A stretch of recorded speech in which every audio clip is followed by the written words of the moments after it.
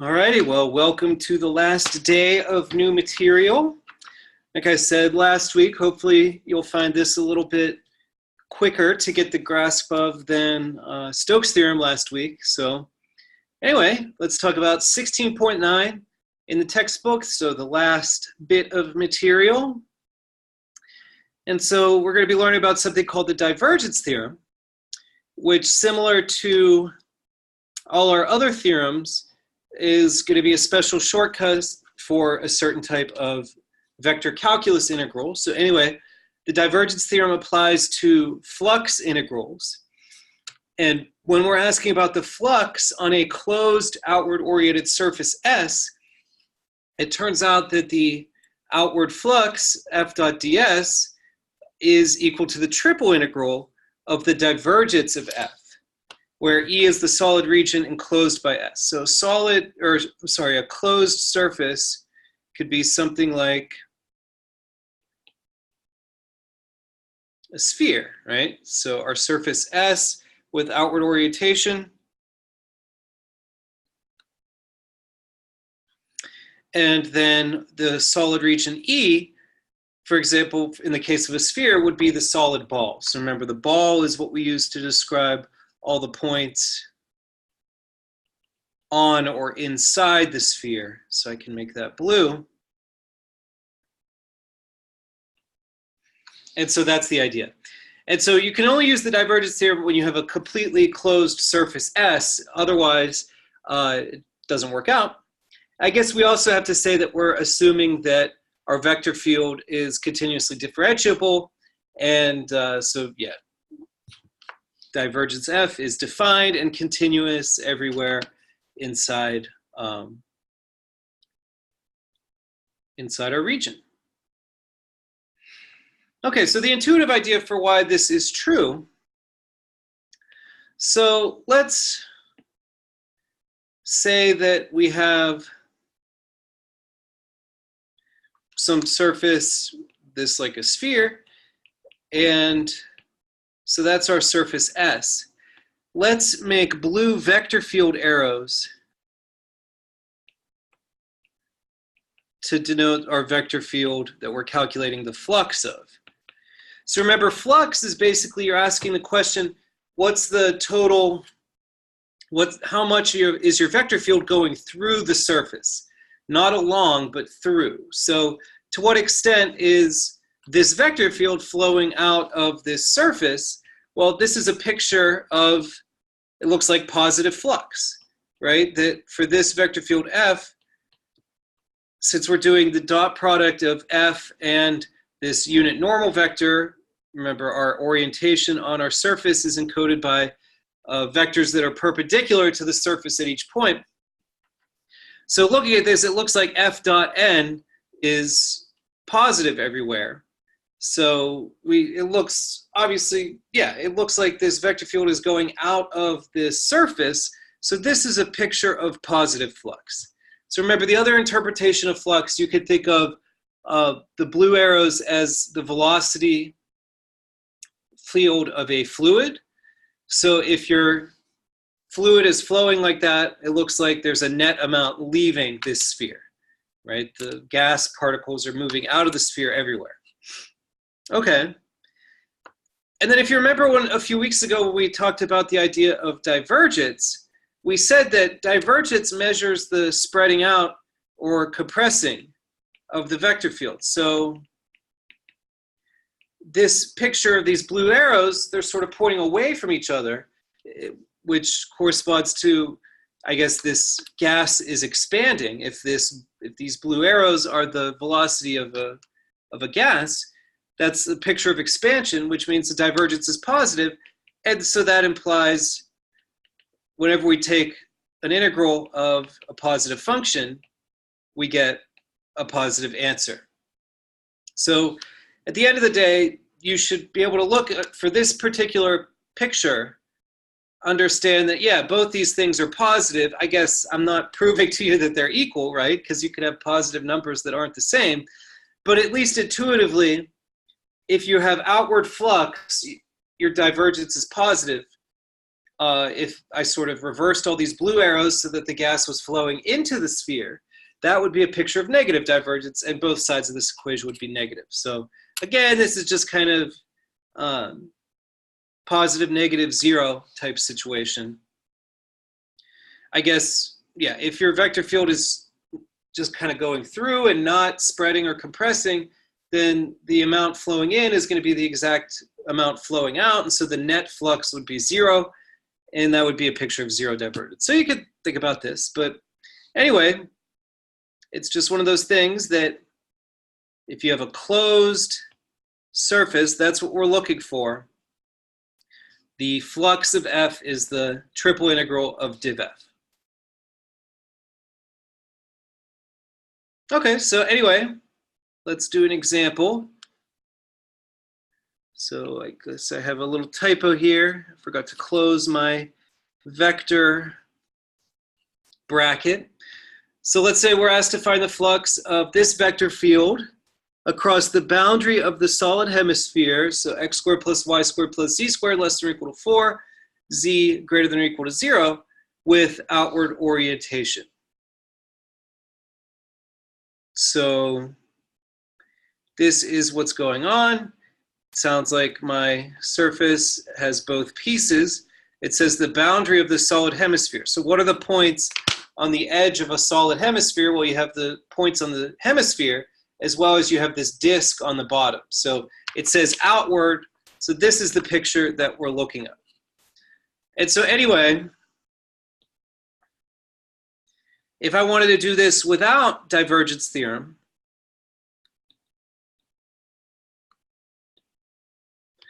I'd have to calculate these fluxes directly. And so I'd have to do two pieces, right? I'd have to do S1 is, I would do the graph shortcut because that's my favorite. I would say that z is the square root of 4 minus x squared minus y squared for x squared plus y squared less than or equal to 4 with upward orientation. And then S2 is this disk, which is sitting in the xy plane. So S2 is a piece of the plane z equals 0, x squared plus y squared less than or equal to 4, and downward. I guess it actually turns out that this is 0. I should have picked it, sorry, the flux across S2 is 0. I should have picked a different example. But anyway, that's what we're looking at. Actually, let's change it around. Let's make it so it wouldn't be 0. Let's say that this is z cubed plus 3. Okay, so anyway, now in this case, yeah, it's not. Both pieces you'd have to account for. And so this would be your g of xy. This would be your g of xy. And you would do, minus p gx minus q gy plus r on each. I guess for the upward one, you'd do a plus out front. For the downward, you'd do a minus. And PQR, of course, are the components of our vector field function. So yeah, I could have asked you to do this last week. We did a lot of practice with flux integrals using the direct. So this would be the direct 16.7 approach. Okay, so you could do that. But with divergence theorem,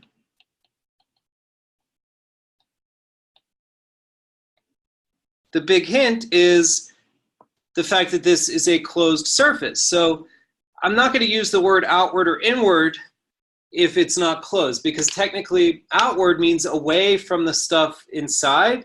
And in order to have a well-defined inside versus outside, what that really relies on is that your surface is closed. So I'll be honest, yeah, if you see the word outward, that's a big hint that we want you to think about the divergence theorem. So anyway, with the divergence theorem, it says that we could do the triple integral of the divergence instead. So okay, divergence, remember from a couple weeks ago, it's when you take the x partial of p plus the y partial of q plus the z partial of r, and add them up and get a scalar function. So this is one of the reasons why I think divergence theorem is easier to understand than Stokes' theorem, because divergence is a scalar function. It's not a vector field. Things are not so bad. So anyway, it looks like the x partial of p is 2. It looks like the y partial of q is 2. And it looks like the z partial of r is 3z squared. So anyway, yeah, it looks like our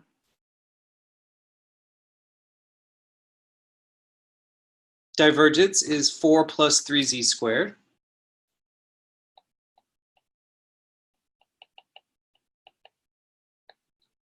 And then our solid region E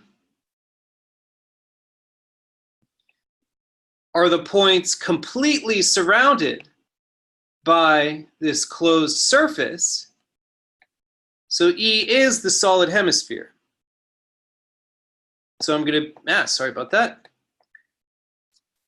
do this triple integral over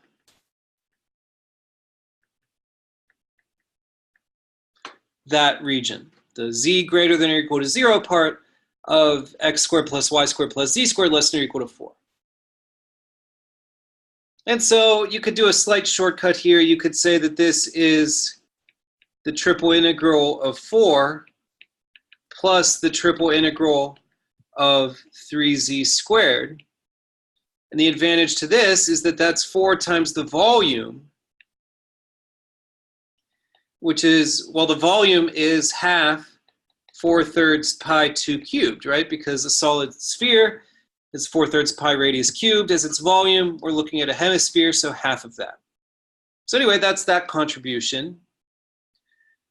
And for this other part, at this stage, the new material is done. As soon as we apply the divergence theorem and set this flux that we're trying to get equal to the triple integral of the divergence, that's the new concept.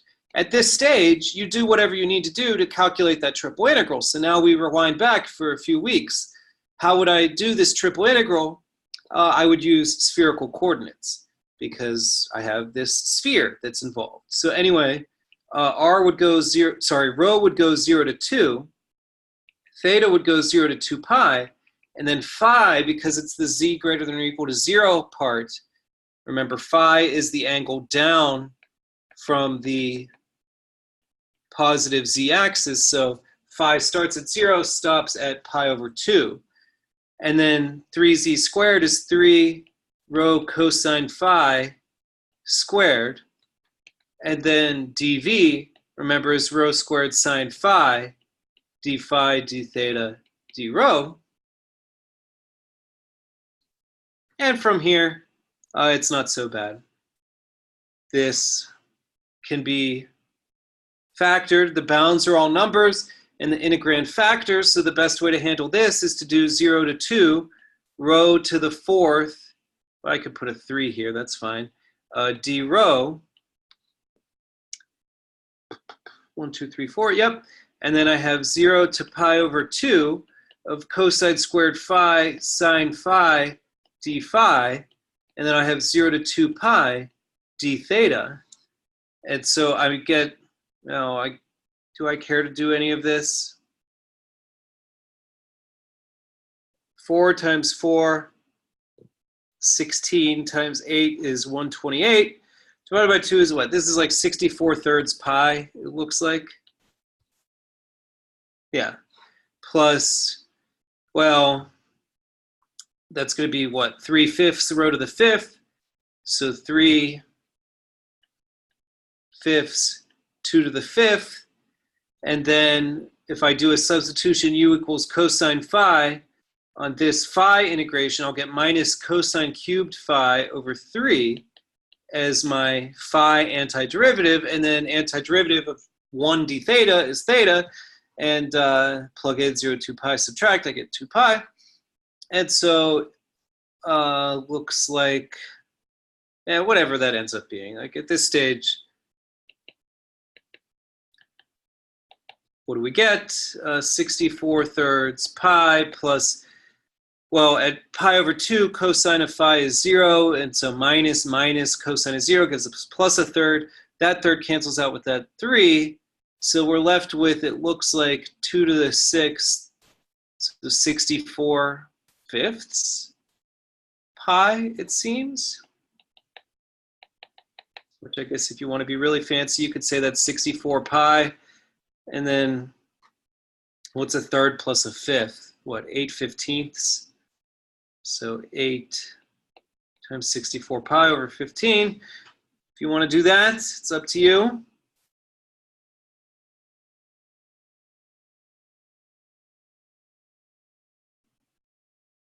Third plus the fifth, yep, is 8/15. Okay. So yeah, that's how that goes. But really the new part was the observation that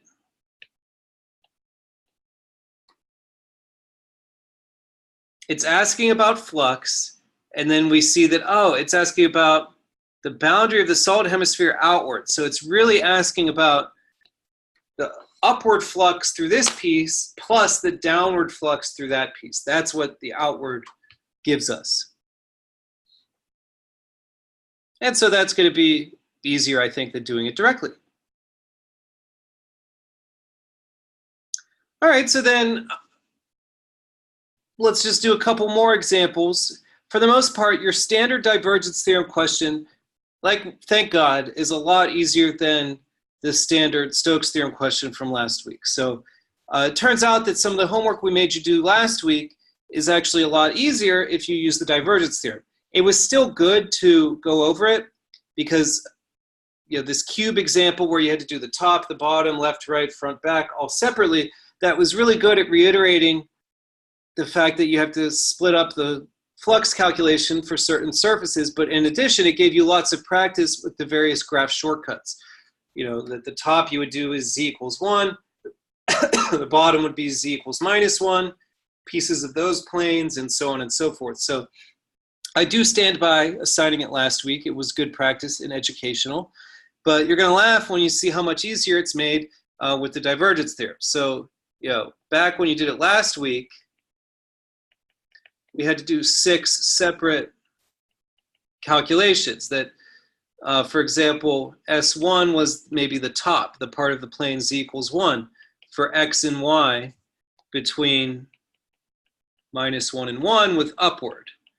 And then, for example, S2 would be the piece of the plane z equals -1 for x and y between -1 and 1, but the downward orientation.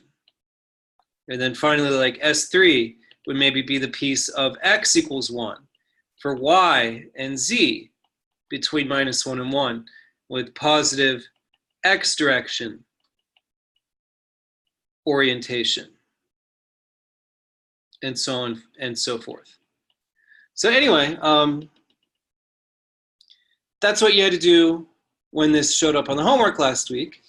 Instead, now that we see that outward, that's a hint that this surface is closed.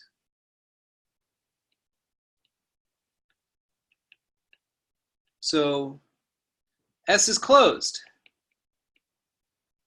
Can use divergence theorem.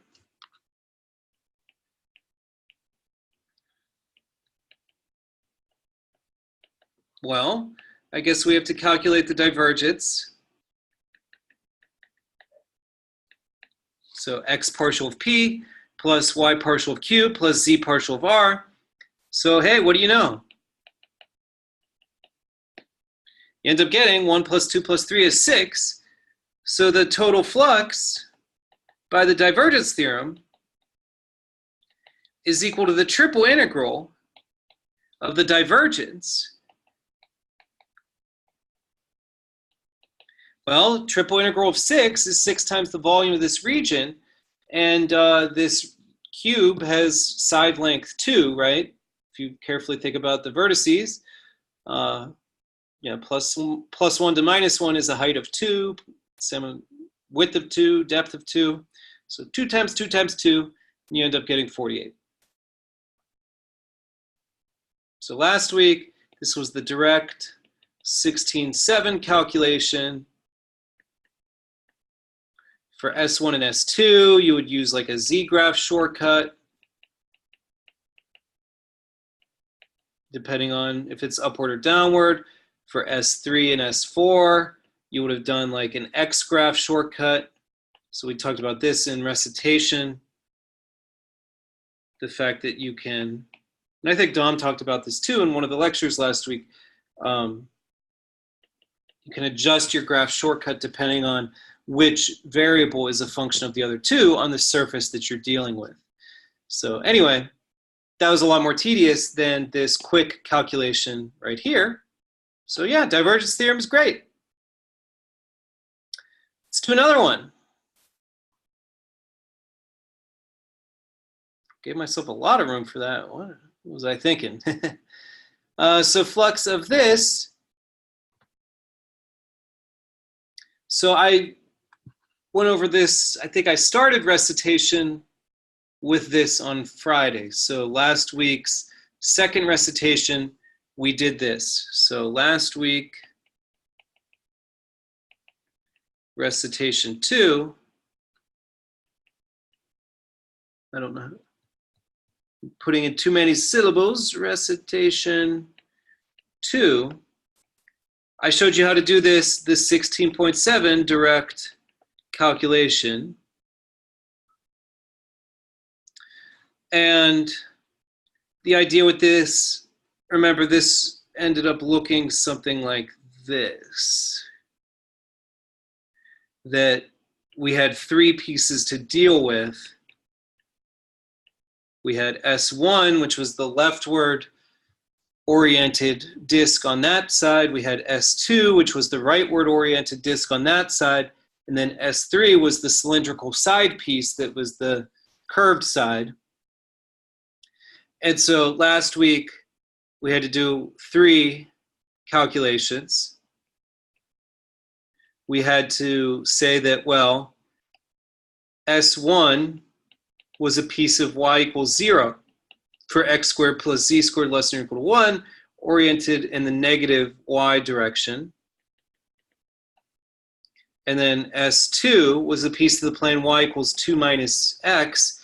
So I guess 4 minus x. I think I changed the WebAssign version between Friday and today, so sorry about that. It might have been a slightly different plane, but the same idea.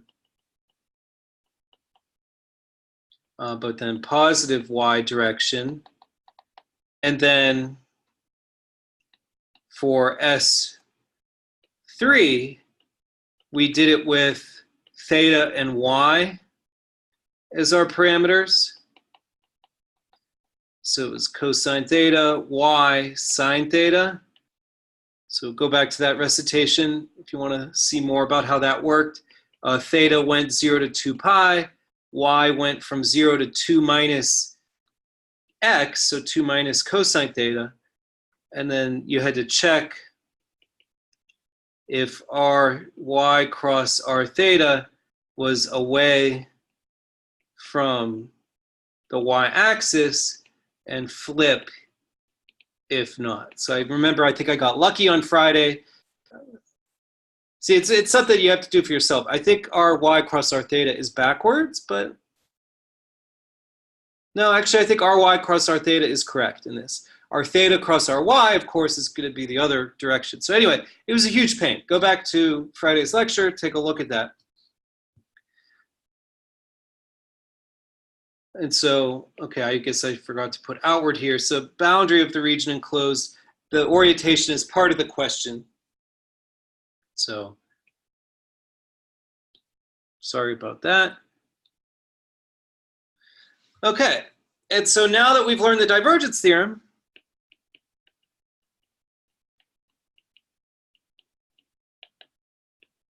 we could say, you know what, flux across a closed surface, let's do divergence theorem. So div F is Px plus Qy plus Rz. Well, 1 plus 1 plus 0 is 2. So the total flux across all these 3 things is the triple integral of 2. Unfortunately, I don't know the volume of this region. I kind of do, but you guys might not. So anyway, how are we going to handle that? Let's set this up in cylindrical coordinates where we switch x and z into polar and leave y alone. So in that situation, we're leaving y alone, so we're basically doing our left and right surfaces. Y is 0 is our left surface. Y is 2 minus x, or sorry, I'm thinking 2 instead of 4 minus x is our right surface. And so when I set up this triple integral, I get dy, d theta, dr, so I've switched x and z into polar. I get my extra factor of r, just like with regular cylindrical coordinates. And then r is going to go from 0 to 1, because this cylinder has radius 1. Theta goes 0 to 2 pi. And then y goes from 0 to 4 minus x. But x is r cosine theta in this situation.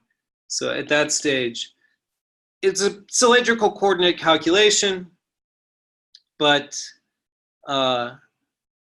instead of z being the axis around which the action is happening, it's the y-axis. And so we can do it like that. And then that calculation is not so bad. It turns out that the theta integration for cosine theta zeroes that out. And so you are just going to get, what, pi? I think you just get 8 pi.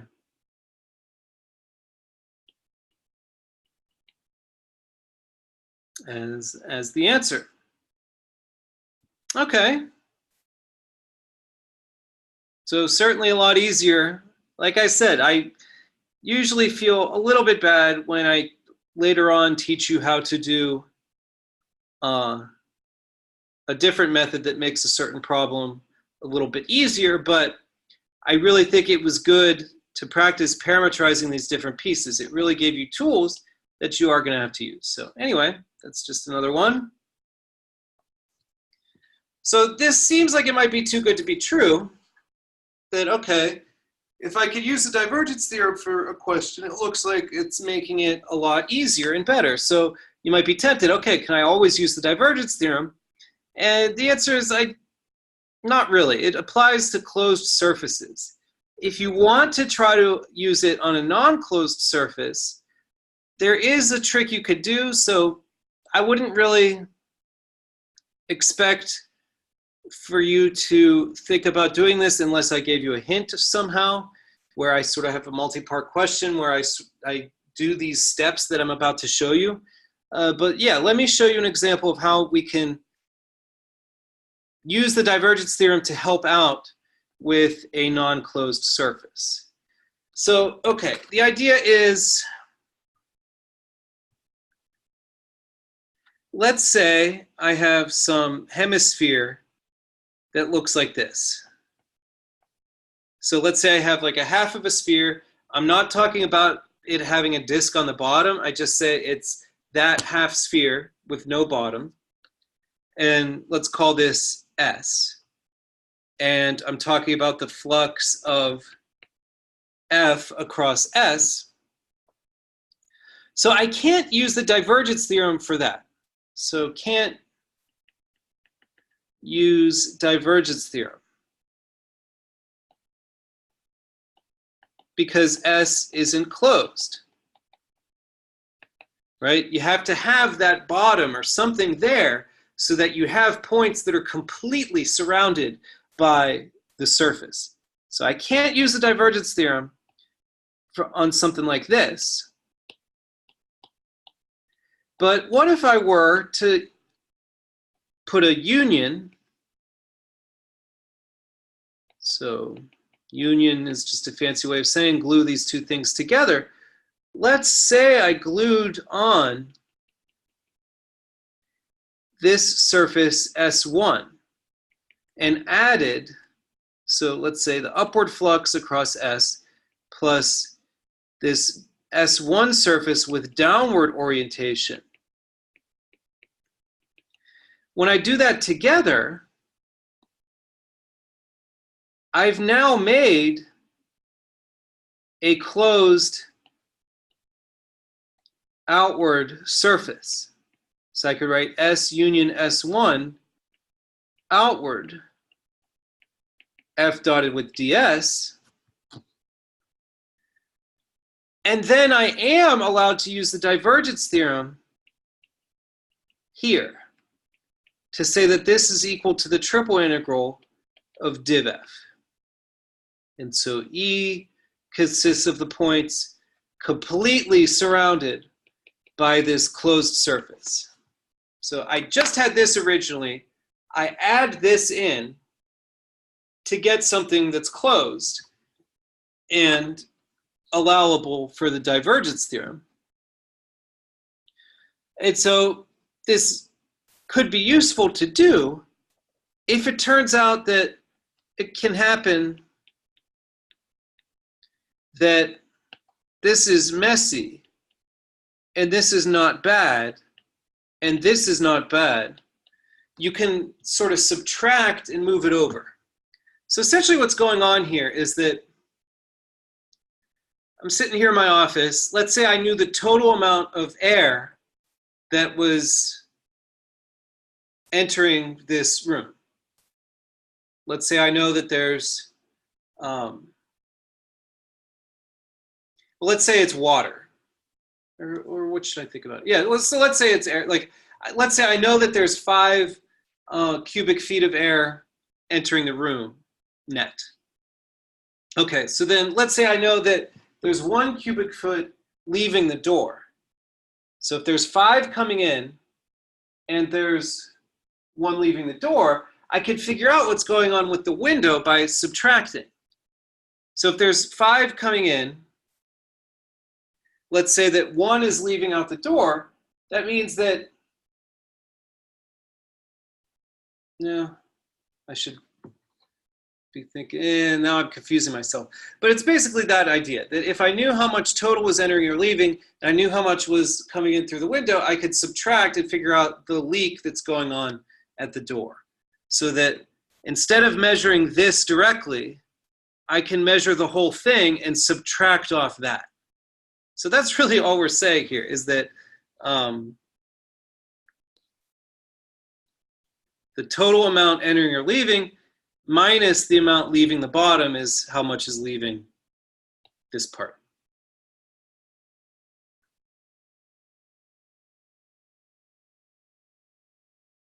Okay. Which, whatever, okay, back to this. If I knew that the amount of,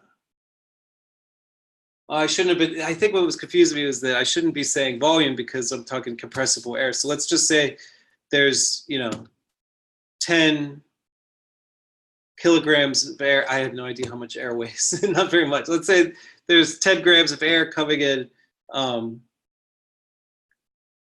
per second. Then if like 1 gram is leaving that door, I know that there's actually 11 coming in through the window, right? There's 11 coming in through the window and 1 leaving through the door, there's 10 staying. So it's really just moving that kind of thing around.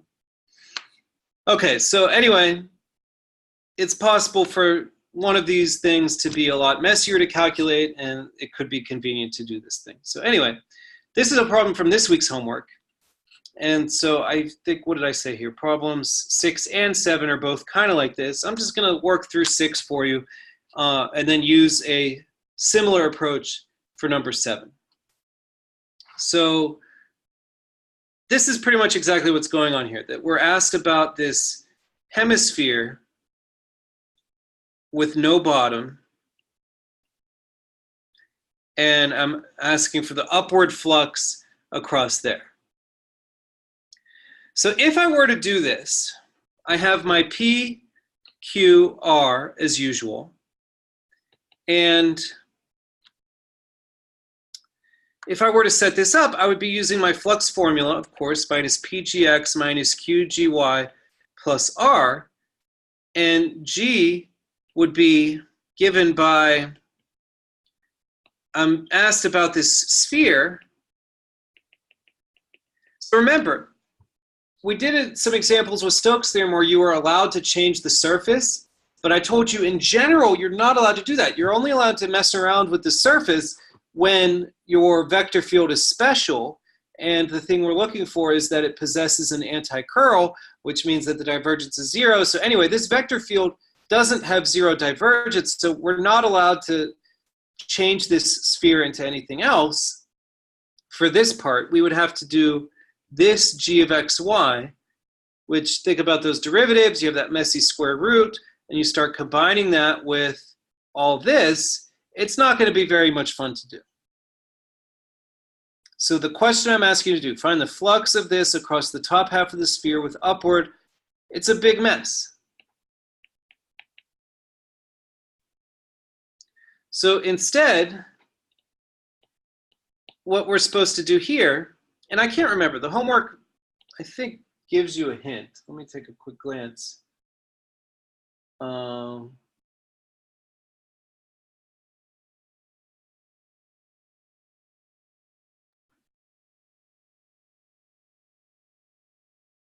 had it pulled up a moment ago. Okay. Leave WebAssign.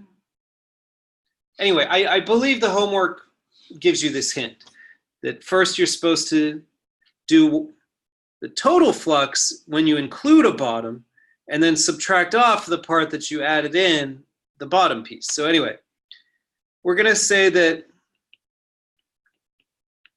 this plus the flux across S1, where S1 is this downward oriented disk. And so the idea is that I can attach whatever I want to this bottom circle. I could attach any surface that closes this off. So I could do the other half of a sphere. I could do some paraboloid shape. I could do something crazy. Anything that I could glue onto this half sphere to close it off would be something I'm allowed to do. However, I think it's going to be easiest to glue on a flat disk. And we'll see why in a moment. But then that together is S union S1 without, and that's where we're allowed to use the divergence theorem. And that's over our solid hemisphere E. So I showed you and erased this calculation is hard to do. But yeah, that's hard. But this is not bad, and this is not bad. And instead of hard, I'll just say messy.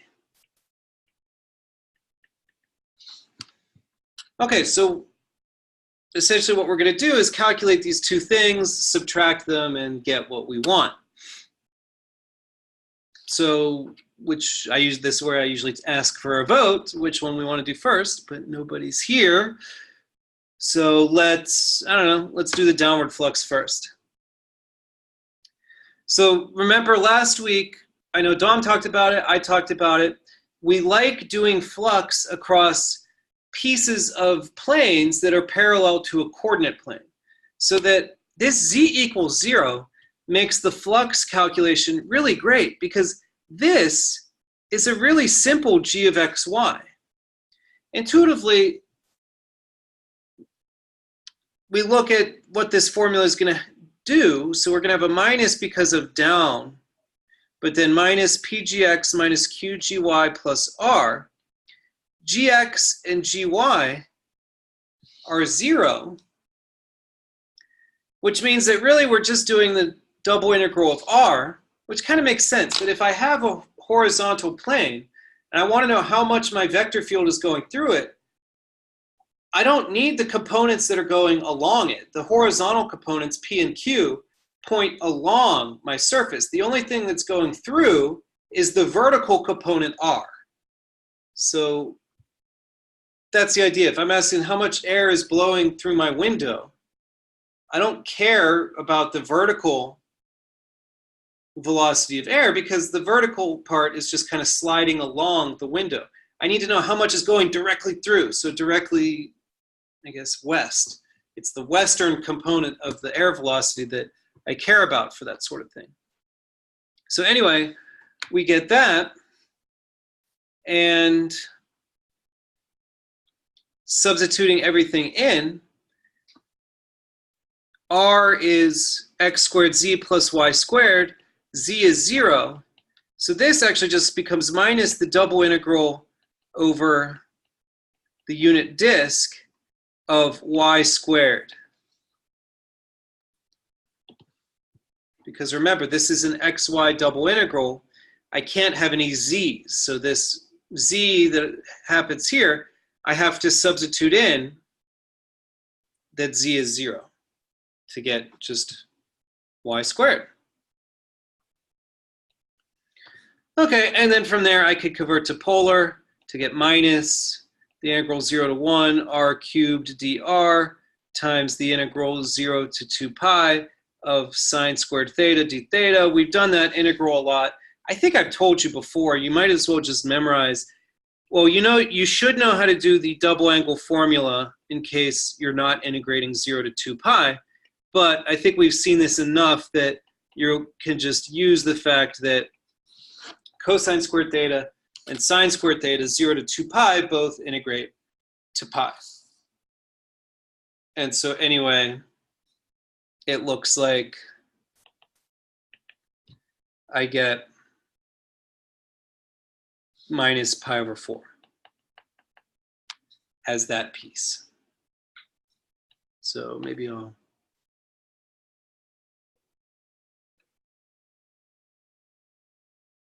keep that all like that.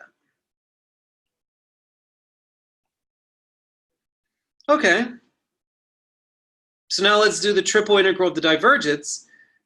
The triple integral, so the divergence, we get the x partial of p, so z squared, plus the y partial of q is y squared, plus the z partial of r is x squared. And the solid region is going to be the solid hemisphere. So anyway, I would then use spherical coordinates for that to get rho squared sine phi, d phi, d theta, d rho. So don't forget your rho squared sine phi. And then this is the top half of the unit ball. So again, I guess I did an example like this a few minutes ago. Phi is going to go 0 to pi over 2 to take care of this, the fact that we're doing a solid hemisphere as opposed to a solid sphere. And so anyway, what do you end up getting here? Well, you'll have 0 to 1 rho to the 4th d rho. You'll have 0 to 2 pi d theta. And then you'll have 0 to pi over 2 sine phi. So this is going to be a fifth, right? This is going to be 2 pi. And then this is going to be, well, antiderivative of sine is minus cosine pi over 2 at 0. Plug in and subtract, you end up getting 1. So 2 pi over 5 is that. So essentially now what we've done here is we figured out that the thing that we were asked about, S, flux of F, minus pi over 4 equals 2 pi over 5. So what's 2 pi over 5 plus pi over 4? 13 pi over 20. So you just subtract to get that the thing we were asked about that was pretty scary when we set up the direct calculation of it ends up being that.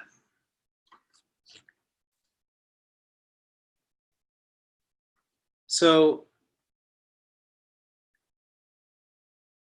I know there's 5. I know there's a certain amount of air coming in. Or yeah, let's just pretend this is full of water and everything's full.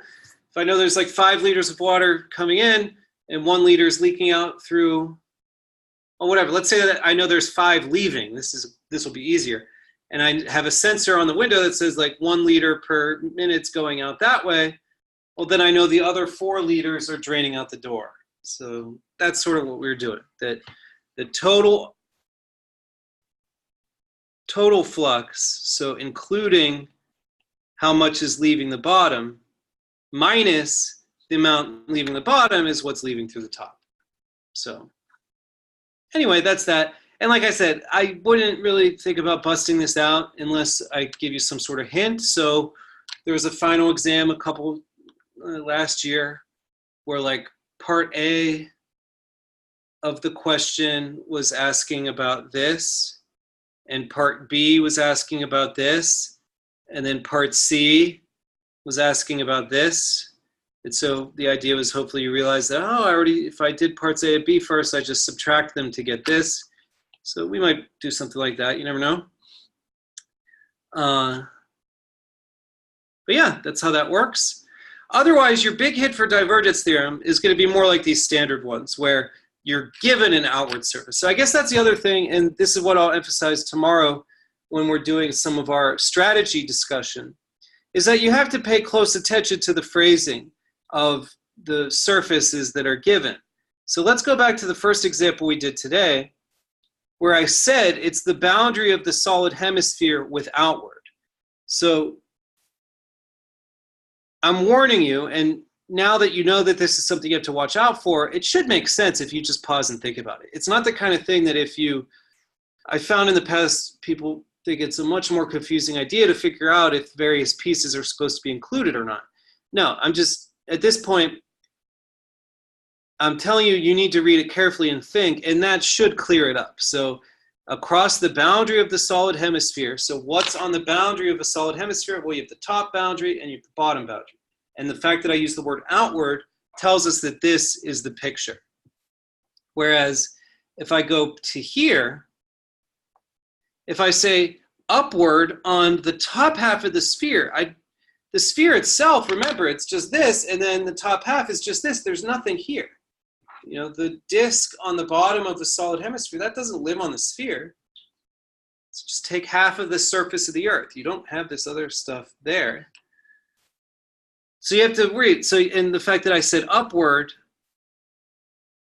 instead of outward tells me that, oh yeah, there can't be a bottom there. So look out.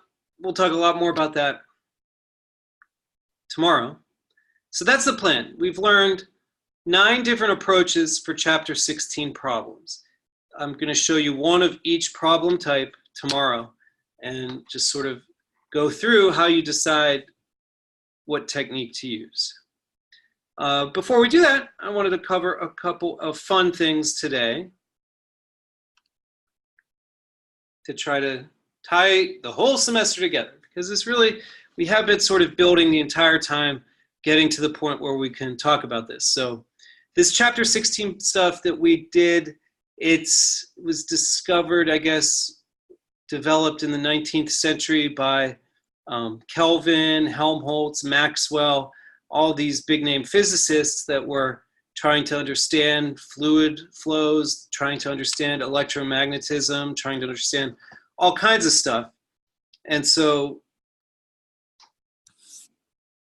they're the ones who sort of put it all together, and that's what we've tried to do at this chapter. And so I want to convince you that actually this whole time we've been talking about the same thing, just a different special case each time. So it's all the same theorem. So what on earth do I mean by that? Let's take a look at all our theorems. So all our theorems. So I'm going to start off with the fundamental theorem of calculus.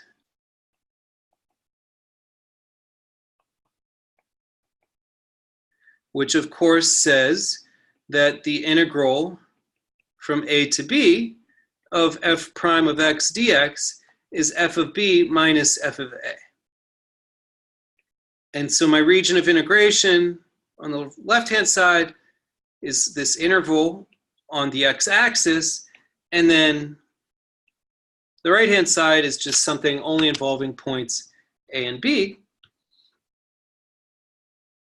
So that's the fundamental theorem of calculus. What else? We have the fundamental theorem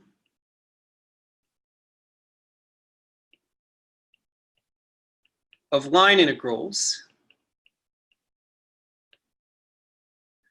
which said that if I'm doing, oh, it was written as a line integral, the work done by gradient f is the change in f. So our region of integration on the right-hand side was some curve C, either in the xy plane or in R3, and the thing on the right-hand side only involves the start and the end. Okay. Green's theorem. So I'm going to write it backwards from how we wrote it. But whatever, it's an equation, A equals B, B equals A, same thing, of course.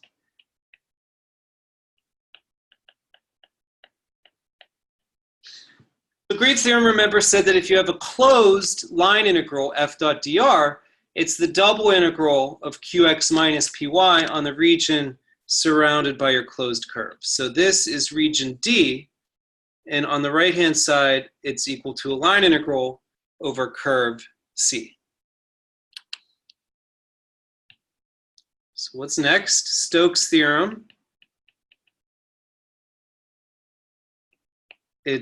Stokes' theorem says that the flux of curl F is equal to the work of F on the boundary curve. And Stokes' theorem, remember, really is just the 3D version of Green's theorem. The Green's theorem applies to closed curves in the xy plane, and Stokes' theorem applies to closed curves in x, y, z space. Okay, and then finally, our last theorem is what we talked about today, divergence theorem. The triple integral of div f over solid region E is the flux of f across the boundary surface S.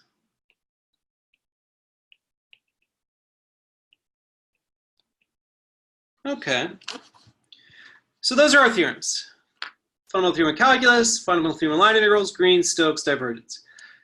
So what I want to do now, I've written them a little bit differently from how we might have seen them before, because now what we could do is sort of step back and notice some similarities here. So I don't know, maybe you guys started to notice some similarities, and then on Friday's recitation when I talked about path independence of work of conservative fields has the analogous concept of surface independence of flux of divergence free fields. That sort of hinted that there's some deep connection with all this stuff. So anyway, what does all this stuff have in common? So commonalities. It looks like when I'm going from the right-hand side to the left-hand side, I'm losing an integral. Right? Divergence theorem, I have a triple integral, so that's 3 integrations. On the flux side, it's 2 integrations. For Stokes' theorem, it's sort of like going from a double integral to a single integral. And then the fundamental theorems of calculus, you're going from 1 integral to 0. So you're losing an integral each time. You're also taking some sort of antiderivative. So fundamental theorem of calculus, you're taking an antiderivative. Fundamental theorem of line integrals, you're taking an anti-gradient. That's the phrase that the book doesn't use, but I really think it's a great way of saying it. That's what's happening here. You're taking an antiderivative. You're taking an anti-gradient. I don't know, you're doing something weird, but you're losing derivatives, right? Qx minus py is the derivatives of p and q. here, you could call this, you know, the anti-curl. And here, it's weird. I guess you're doing the anti-divergence somehow. You're peeling away some sort of derivative when you go from the left-hand side to the right-hand side. And then finally, the last thing it has in common is you're going to the boundary of the region. So, okay, when you have an interval in the xy plane, the boundary is just the endpoints. Sorry, if you have an interval on the number line, the boundary is the endpoints. If you have a curve, the boundary is the endpoints. If you have a region D, the boundary is this closed curve C. The boundary of a surface S is the boundary curve C. And the boundary of a solid region is the surface. The boundary of Earth is the Earth's crust, the surface. So like each time you're going to the points on the edge of whatever region was on the left-hand side. And so you might think, okay, is this a coincidence that that these are the same? And the answer is no, it's not a coincidence. It's all special cases, or individual cases, I should say,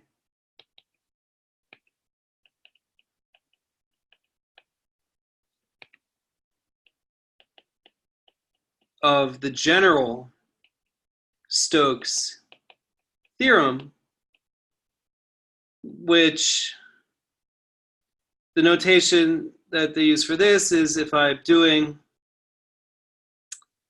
I want to make sure I do the right side. So if I'm doing the integral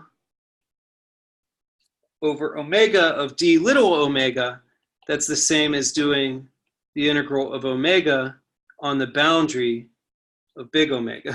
So yeah, there's all kinds of fun stuff that's wrapped in here, that essentially the concept of derivative, gradient, curl, divergence are all special cases of this thing D, which means it's a special type of derivative on a special kind of thing called a differential form. But anyway, D is either derivative, gradient, divergence, curl, whatever. And then when you put a curly D in front of a region, that refers to boundaries. So this is the derivative. This refers to boundary. And so whatever, don't worry about this. I'm just showing you that eventually all these things are generalized Stokes theorem, or I don't know, I just like to call it the fundamental theorem of calculus. That I know it got a little bit too tricky to show you the actual verification, but I do remember when we talked about Green's theorem a couple weeks ago, I showed you why Green's theorem was true on a rectangle, for example. And the key step was the fundamental theorem of calculus. And it turns out that that's a key step for all of these. So really, fundamental theorem of calculus, you had no idea how fundamental it was. And all this crazy stuff we've been learning, this chapter is just different manifestations, consequences of the fundamental theorem of calculus. And that's just fun to think about. It's not a good strategy for the test to connect these different things together. I think for actual test taking strategy and studying, think about each of these 5 things as their own thing and practice doing that thing. But just as a fun little extra thought, it turns out that, yeah, they're all the same damn thing, just different cases. So that's kind of fun. And then the last thing I wanted to do today, oh yeah, so anyway, I can't take credit for this. A guy I taught this class with a few semesters put this into a language that maybe you guys can understand, learn things through memes. So anyway, was this the enlightened brain meme? You have your fundamental theorem of calculus, and then line integrals, then divergence and Stokes. And then this is what I was saying as far as like the fancy notation for differential forms. And then I have no idea what this one is. I don't think he did either. Yes, I don't even know that you could get even more general than the general Stokes theorem. But anyway, that's how a lot of math is, that in the earlier classes you're learning the building blocks, the simplest cases, and then it turns out that they're just special simple cases of a more complicated general phenomenon. So anyway, it's all fundamental theorem of calculus, just different enlightened ways of thinking about it. And so now the last thing I wanted to talk about was to tie together divergence theorem to something you talked about in physics 212. So I told you before, the way to understand curl is curl of the magnetic field is your current density. That's one of Maxwell's equations. So what did you do in physics 212 though? So you did like Gaussian surfaces, Gaussian surfaces. I guess you did the flux of the electric field through Gaussian surfaces to calculate the enclosed charge. So it's been a while since I took that class, but that's what memory served. That's what my recollection is, that was a big part of physics 212. Okay, so what were you doing? You were, let's say, yeah, I have some surface S. Let's hit it with outward orientation. And so the idea was you were calculating, I don't remember what notation you used, but you were doing the flux of the electric field. So E dot ds surface integral. That's what the notation we've been using. And the idea was that you picked a closed Gaussian surface, for example, which then meant that you were allowed to use the divergence theorem to do this. So that's divergence theorem. But then, if you rewind back a few weeks ago when we learned about divergence, I told you that it came up in Maxwell's equations, that Maxwell's equation is that the divergence of the electric field is the charge density.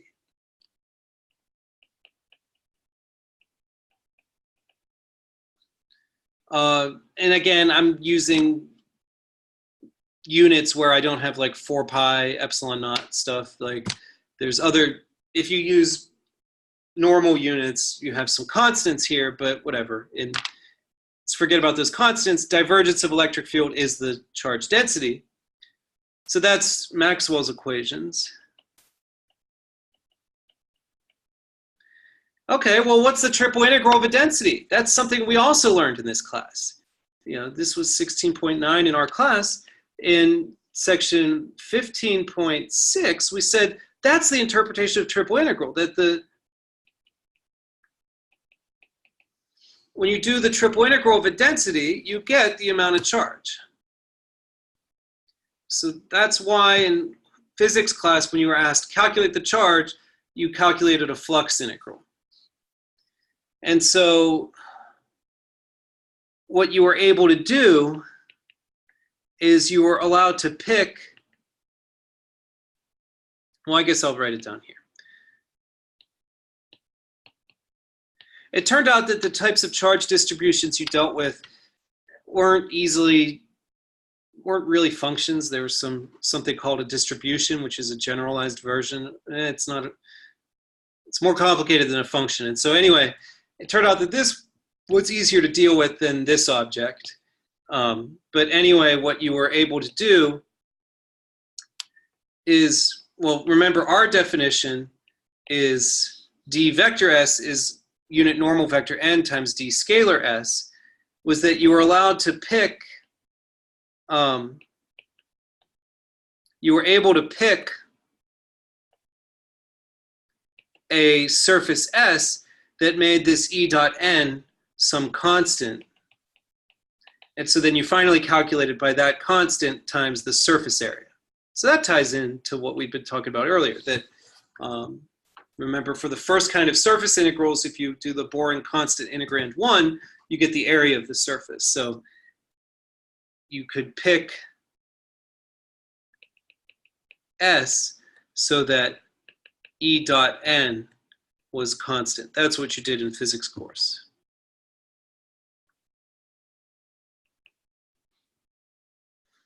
that there was some nice geometry of the electric field that they gave you, and you were clever to pick your surface S so that E dot, the normal vector on that surface, is just some number.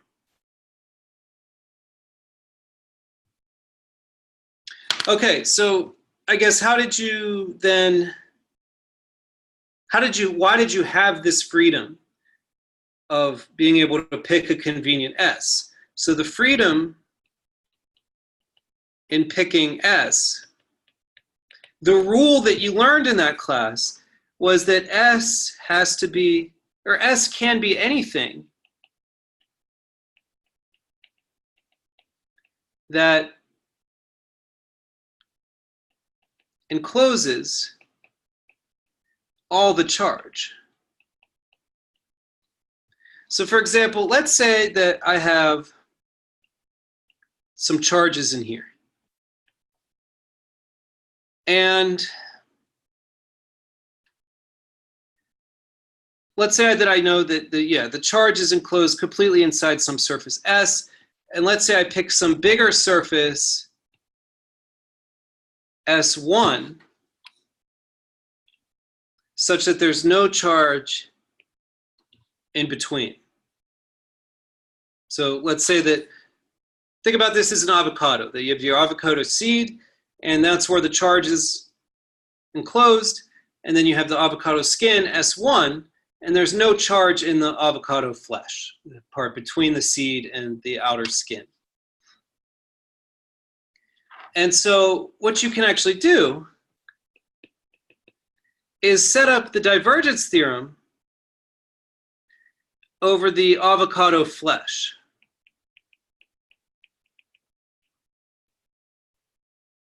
So rho is 0 there. And so the triple integral of the charge density on the avocado flesh is going to be 0. But then it turns out that from the divergence theorem, so you can have a solid region where the boundary surface is disjoint pieces. We're not going to worry too much about this. I think there was one Green's theorem problem a couple weeks ago where this kind of thing happened. But it turns out that the divergence theorem says that this S1 out, E dotted with ds, plus S in, E dotted with ds, is equal to the triple integral of div E, but div E is 0 in this middle part. So then you kind of move that around to say that S1 without E dotted with ds equals minus, you have this 0 on the other side, S1 in E dotted with ds, which then you just say, oh, I'm going to get rid of this minus and get rid of this, flip this orientation, that as long as there was no charge in the in-between parts here, you got the same answer as the flux for any surface that you picked. And so it's sort of that idea that as long as you were careful to be outside of where the charge was, you were guaranteed to get this same answer as the electric flux due to the magic of the divergence theorem. And so that's how you were able to pick a nice S so that this dot product was a constant value, and you were able to calculate this flux integral without learning what a surface integral was. You didn't, we spent all that time a couple weeks ago learning how you actually calculate surface integrals. In physics class, you did cute, nice examples where it was constant for the first kind of surface integral, which then, as we discussed, gives you just surface area. So anyway, a lot of that stuff, don't worry as much about. I will catch you tomorrow for one of each of our 9 types of problems. But that's all the new stuff. So I will see you then.